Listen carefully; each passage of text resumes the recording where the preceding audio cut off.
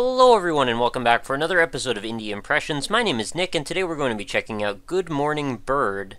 As you may know, I do like to occasionally cover some of the games that are created by the students of the DigiPen Institute, and this would be one of those. It's a very simple musical little platformer. There's not a whole ton to talk about in terms of graphical aesthetic, but this one definitely shines in terms of the audio design. And I think it's a pretty delightful little game. I think you'll probably get a kick out of it, and it'll probably put you in a good mood. So I figure there's no harm in that. We'll probably play through the whole thing. I have a feeling it's on the short side. I've only played, about a minute or two into it just to get the sound levels all set up. But it's definitely got a pretty nice little beat to it. It's a happy vibe. And let's just start it up. So there are our credits. Got our options menu, standard stuff. And we've got how to play, which is basically just what are the controls. And those are all extremely simple things too. So let us start up Good Morning Bird. There's a pretty sleepy, silly little bird here, and if we press jump, oh, look, there's an egg, and we can walk. So each note we pick up is actually mapped to a musical timeline, and is essentially going to be playing a note that corresponds with the timing of the beat that's going on in the background. So each area we walk into is going to have its own little ambient sounds going on, and there's actually an invisible timeline that it appears we're walking past as we go through the larger scale of the level design. And you'll see what I mean when we get to the part where there's a drum roll coming up here. So the sunflowers act as both markers in terms of progression and also checkpoints.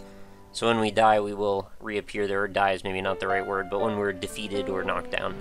So you'll hear the drum roll picking up in the background, right? So if I then go back this way, you'll notice it actually fades back out, which is what actually gave me a pretty big hint as to how the audio is done here, because there is a rhythmic progression on a micro level as we move from one area to the next, but then there's also a larger sense of musical progression as we move forward. So there's some snakes coming up. They're not too dangerous, but I'm sure they'll get me a couple of times. They basically just hop in place. They remind me a little bit of the Spelunky snakes. And you'll notice this mushroom has a pretty deep drum sound to it, and then the sunflowers have their own little melody that plays, and it seems like we're unlocking little bits and pieces of this melody as we play along. And then a crazy rattler as we hit into that. That one sound does appear to be a lot louder than most of the other sounds. So as far as gameplay conventions go, it's really super basic. Oops. There is not much to speak of here. It is just walk left and right, jump, avoid stuff. Sometimes stand on platforms. At least that's what's going on at the beginning anyway.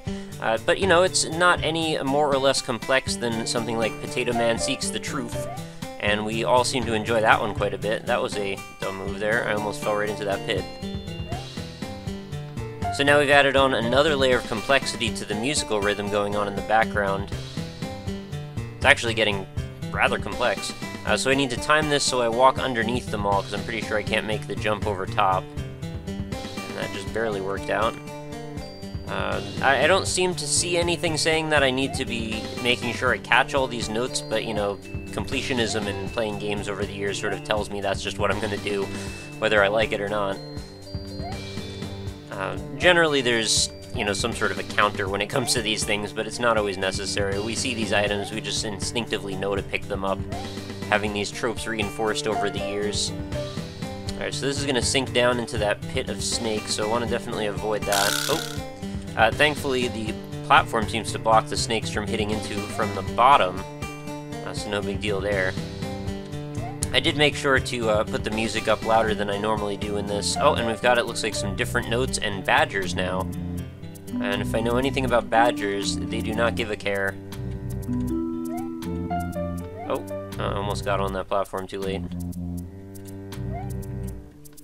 Playing as the egg actually reminds me a little bit of the an Untitled Story, which is a game I played a long while back, which is a very surreal game. This one, although it is also surreal, it's surreal within some much more reasonable boundaries, as far as surrealism goes anyway. Wonder why the notes are all purple now. Oh, this guy seems to be a little bit upset, and he seems to walk in line with the beat. I guess that's like the bass line playing in the background, and he seems to only walk when that happens. Oh, and he doesn't really care very much about the platforms moving either. As long as he can reach it, he'll just stand on it. Do they... I can't tell if they chase after me or not, or if they're just walking in a linear sequence. Oh, are they alternating? Are they the ones creating the bass line? Is that how that works? Yeah, that is what it's doing. So when one walks, it makes a certain sound. When the other one walks, it makes the other sound, and they're alternating, which is kind of an interesting way to have to think. When you're trying to traverse a platformer, you actually have to be thinking on, you know, sort of musical terms as to whether or not you'll be able to traverse that situation. And because I know the timing of this rhythm, I wasn't too worried there about how that was going to turn out. I know they're going to stop right at that moment that music stops. Oh, okay, that was really close. So we've got sunflowers, we've got clouds, we've got grass, and we've got lots and lots of musical notes.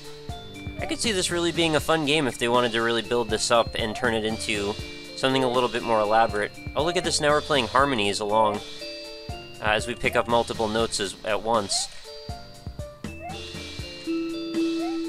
Alright, so I guess the color is sort of denoting the octave that we're playing along in as we pick up these notes. The purple ones obviously seem to be much lower, and the yellow ones are higher treble clef type notes. Alright, the pacing seems to have just cooled down a little bit. Okay, so those platforms kind of throw me off a little. Can't go under them either. I'm always amazed with the simplicity that sometimes you can get away with and still have a very entertaining and interesting and unique experience. Because really on the surface of it, there's not a whole lot going on here, like I've said, but it doesn't bother me in the least. I actually really enjoy the minimalist aesthetic as it pertains to the game design. I'm not worried about the fact that there graphically isn't much going on under these platforms, or, you know, in general in the background it's really just the same repetitive sets of parallaxing sprites, but, you know, whatever, it's all, it's there to build atmosphere. Alright, so these badgers are forming now this very strange conga line that I need to watch out for. The snakes can't reach high enough to bother me up here. I'm gonna try and get these notes as fast as possible. There's also a little bit of like a Rayman element to this, I feel like. Maybe it's the music notes. I can't remember. Were there music notes in Rayman? I feel like there were. There was definitely a musical theme to that game. Oh, looks like the day is ending now. Actually, I remember on the PS1 Rayman, there was actually a whole level that was all music notes, so there probably are. And the moon rises, the music goes away. Oh, and it looks like maybe we've come out the other side to complete the full cycle of day to night. Good night. And that is the end. Good morning, bird. It was a delightful little experience. Basically exactly what I expected it to be from just the first minute or so. I would love to see this developed into more of a full game where each stage essentially would be a composition. You could have it set to time trials. You could even have dynamic you know, elements to it where maybe there's like arpeggiators that activate at certain moments, where you could mix up the level design based on a key. There's all kinds of different ways that you could mix this idea up into a really, really cool expansion of what's already built here as far as framework. So definitely huge props to the developer of this one. I'd love to see more of this person's work, or these people's work. I'm not sure if it was just one person or multiple. Anyway, that is going to do it for another episode, guys. I hope you enjoyed it, and I hope you will let me know your feedback on this particular game in the comments, because I do value that very much.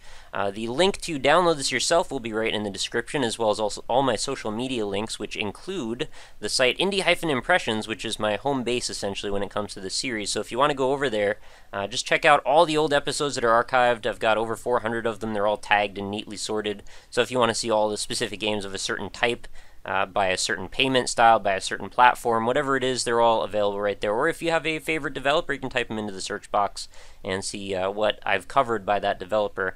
But aside from the website, there's also facebook.com/indieimpressions. If you'd like to hop on over there, just takes a second. You can leave a like. It helps me out a little bit. And you'll get every day's new Indie Impressions episodes delivered right into your Facebook stream. Makes it nice and convenient for you so you don't have to go looking around for them. Plus, I also do occasional updates as far as the channel goes. I usually post when I'm streaming over there, contests and game giveaways and such. So, you know, generally just takes a second to help me out if you want, and you get all that stuff on the side. Lastly, I also have a Twitter handle, which is @RockLeeSmile, and if you want to hit me up over there, if you want to start a conversation, or if you're an indie developer and you want to talk about the possibility of showing off your game on the channel, you can either do it through the Twitter handle, or I also have a contact form, which is available right on the website. So whatever you fancy, go for it. I will be around, happy to talk to anybody about just about anything So if you have a question, concern, comment, or something that you don't feel like belongs on YouTube, feel free to let me know. But that is going to do it, guys. Please do give this one a try. Let me know what you think about it. And I will be back again tomorrow for another episode, because I do a new one every single day without fail. So I hope to see you back then, and I hope you have a lovely night. Talk to you later.